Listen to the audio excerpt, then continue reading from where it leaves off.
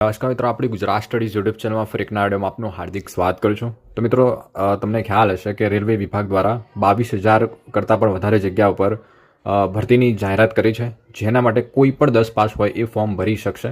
Okay, એની 10th pass, okay, કોઈ પણ 10 pass હોય એ આનું ફોર્મ ભરી શકશે. બરાબર. શું છે આ ભરતીમાં, કઈ કઈ પોસ્ટ આવેલી છે, પરીક્ષા પદ્ધતિ શું રહેશે, સિલેબસ શું રહેશે, બધી જ વિગતવાર માહિતી આપણે મેળવીશું. તો પ્લીઝ વિડીયોને લાસ્ટ સુધી સ્કીપ કર્યા કરજો છો. એન્ડ રેલવે વિભાગમાં ખાસ કરીને મોટી સંખ્યામાં ભરતી આવતી હોય છે.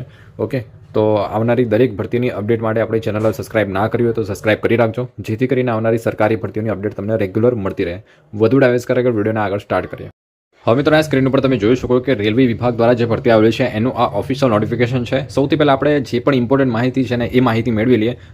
જેમ કે અહીંયા ઇમ્પોર્ટન્ટ ડેટ્સની વાત કરીએ તો ફોર્મ ભરવાનું ક્યારથી સ્ટાર્ટ થાય છે, લાસ્ટ ડેટ શું છે, બધી જ અહીંયા માહિતી આપેલી છે. જેમ કે ફોર્મ ભરવાનું જે છે એ 31 માર્ચથી ફોર્મ ભરવાના શરૂ થઈ ગયેલા છે, જાન્યુઆરીથી. ઓકે, તો ફોર્મ ભરવા માટેની સ્ટાર્ટ થઈ ગયેલા છે. અત્યારે હાલમાં પણ ફોર્મ ભરવાના ચાલુ છે. ફોર્મ ભરવા માટેની જે છેલ્લી તારીખ છે મિત્રો, એ 2 માર્ચ 2026 ફોર્મ ભરવા માટેની છેલ્લી તારીખ છે. ઓકે, તો જે પણ કેન્ડિડેટ ફોર્મ નથી ભર્યું અને ભરવા માંગે છે તો તમને સ્ક્રીન ઉપર એક નંબર દેખાતો હશે, એ નંબર પર તમે વોટ્સઅપ મેસેજ કરી શકો છો.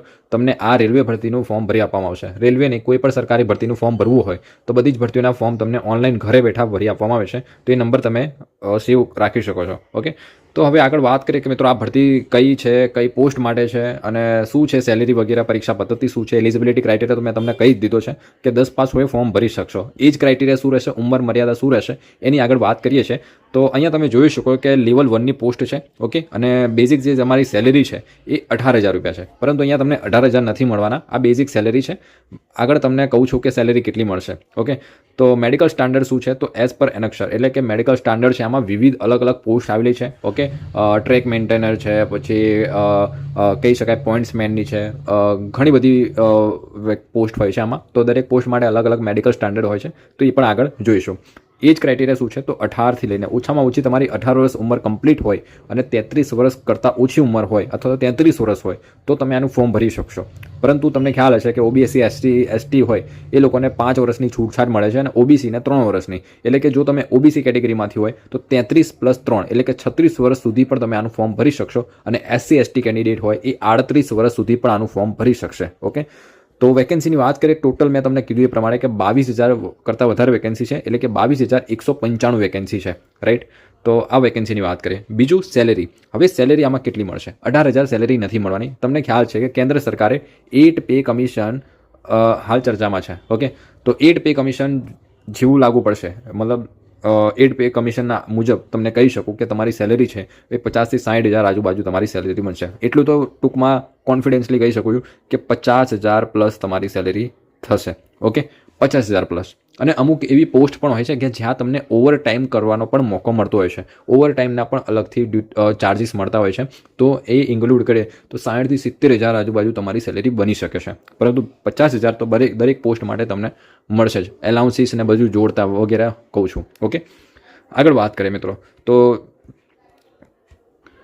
હવે અહીંયા તમને જોઈ શકો ઉંમરમાં મેં જે તમને છૂટછાટ કીધી ને કે 5 વર્ષની ઓબીસીને 3 વર્ષની NCL સર્ટિફિકેટ, આમાં ઇંગ્લિશનું જોઈશું તમારે. ઓકે, તમારું કાસ્ટ સર્ટિફિકેટ હોય કે નોન ક્રિમિનલ હોય એ બધું તમારે ઇંગ્લિશમાં સર્ટિફિકેટ જોઈશે. બધા સેન્ટ્રલ ગવર્મેન્ટની ભરતી છે તો ડોક્યુમેન્ટ બધા ઇંગ્લિશમાં જોઈશે. બરોબર. એક્ઝામ ફીઝની વાત કરીએ તો મિત્રો આમાં એક્ઝામ ફીઝ હોય છે, પરંતુ રિફંડ થઈ જતી હોય છે. જે લોકો જનરલ કેટેગરીમાંથી હોય, ઓકે, જનરલ કેટેગરી અને ઓબીસી કેટેગરી, એ લોકોને 500 રૂપિયા ફી ભરવાની છે જ્યારે ફોર્મ ભરો ત્યારે, અને 400 રૂપિયા છે એ તમને રિફંડ થઈ જશે જ્યારે તમે એક્ઝામ આપશો ત્યારે. જો એક્ઝામમાં એબસન્ટ રહેશો તો 400 રૂપિયા રિફંડ નહીં થાય. ઓકે, તો એક્ઝામ તમે આપશો એટલે તમને 400 રૂપિયા રિફંડ થશે અને 100 રૂપિયા એપ્લિકેશન ફીસ કાપી લેશે. બરોબર, એટલે કે 400 રિફંડ થશે ટૂંકમાં. અને SC ST કેન્ડિડેટ હોય, એક્સ સર્વિસમેન હોય, ફિમેલ કેટેગરીમાં જે પણ કોઈ પણ કેટેગરીની ફિમેલ હોય, ભલે જનરલ હોય કે ઓબીસી હોય, એ લોકોને ફક્ત ને ફક્ત 250 રૂપિયા ફી ભરવાની છે અને એ 250 રૂપિયા તમને રિફંડ થઈ જશે. બરોબર, તો આ એપ્લિકેશન ફીઝની વાત કરીએ અને આગળ વાત કરીએ પરીક્ષા પદ્ધતિ શું રહેશે, સિલેબસ શું રહેશે, તો એની વાત.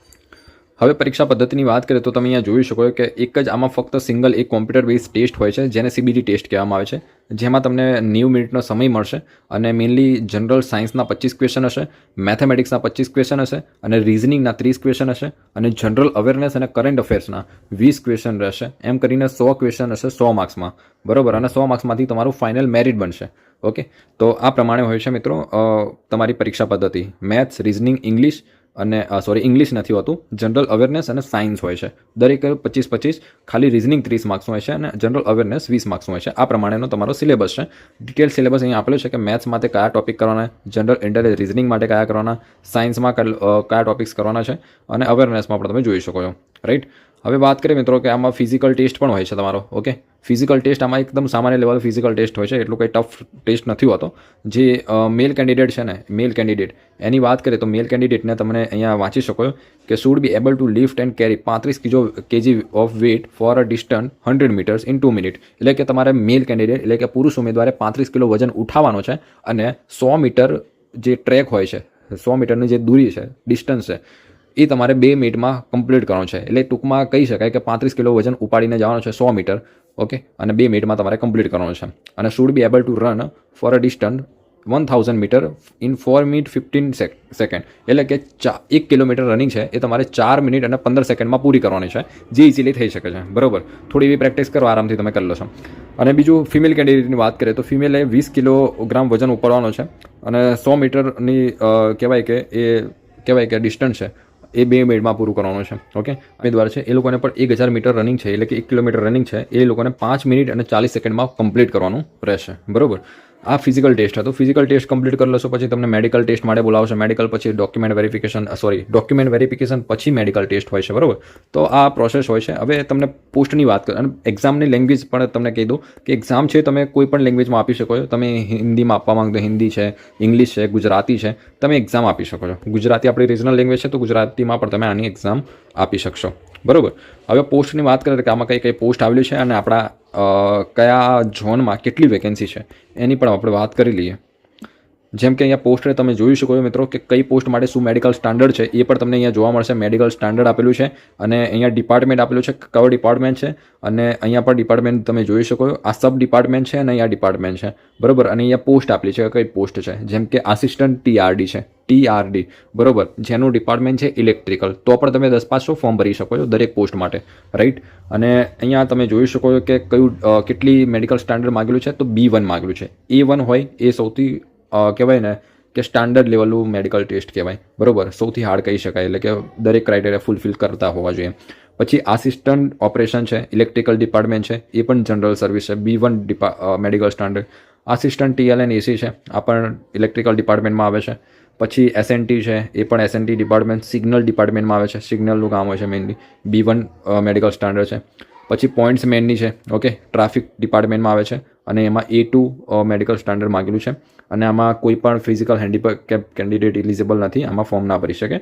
બાકીની જે પોસ્ટ હોય છે એમાં ફિઝિકલ ઇલિજિબલ છે, PH કેટેગરીમાંથી હોય એ લોકો એપ્લાય કરી શકશે અને એમાં પણ કેટેગરી તમારે જોવાની છે. પછી આસિસ્ટન્ટ ટ્રેક મશીન છે, એમાં એન્જિનિયરિંગ ડિપાર્ટમેન્ટ છે, ટ્રેક મશીન માટેનું A3 મેડિકલ સ્ટાન્ડર્ડ. પછી ટ્રેક મેન્ટેનર છે, એન્જિનિયરિંગ ડિપાર્ટમેન્ટ. ઓકે, પછી આસિસ્ટન્ટ બ્રિજ છે, આસિસ્ટન્ટ કેરીઝ એન્ડ વેગન છે, mechanical department, assistant loco shed electrical છે. આ બધા જ ડિપાર્ટમેન્ટ છે, દરેક પોસ્ટ આપેલી છે એ તમે જોઈ શકો. PV છે, engineering department, assistant operation electrical department, લોકો શેડ છે ઇલેક્ટ્રિકલ, SNT છે. બરાબર, તો આ પ્રમાણેની મિત્રો પોસ્ટ આવેલી છે અને અહીંયા ફૂલ ફોર્મ પણ આપેલા છે કે જેમ કે SNTનું ફૂલ ફોર્મ થાય છે સિગ્નલ એન્ડ ટેલિકોમ્યુનિકેશન. ઓકે, તો આ પ્રમાણે હોય છે. તો મેં તમને દરેક પોસ્ટ માટે સમજાવી દીધું કે કઈ પોસ્ટ માટે શું ક્રાઇટેરિયા છે અને અહીંયા ઝોન વાઇઝ વેકેન્સી આપેલી છે કે કયા ઝોનમાં કેટલી વેકેન્સી છે તમે જોઈ શકો છો. ઓકે, તો આ ડિટેલ નોટિફિકેશન છે આપણી ટેલિગ્રામ ચેનલ છે ગુજરાત સ્ટડીઝ, તો ટેલિગ્રામ પરથી પણ ડાઉનલોડ કરી શકશો. લિંક તમને કોમેન્ટ સેક્શનમાં પિન કરી દઈશ તો ત્યાંથી તમે ડાઉનલોડ કરી શકશો. અને બાકી તમે ફોર્મ ભરવા માંગતા હોય તો નીચે WhatsApp નંબર આપેલો છે, એ નંબર પર તમે WhatsApp પર મેસેજ કરી શકો છો, તમને ઘરે બેઠાનું ફોર્મ ભરી આપશો. ઓકે, તો લાસ્ટ ડેટ ખાસ યાદ રાખજો, 2 માર્ચ ફોર્મ ભરવા માટેની છેલ્લી તારીખ છે. ઓકે, લાસ્ટ ડેટની રાહ ના જોઈ, સેન્ટ્રલ લેવલની ભરતી છે.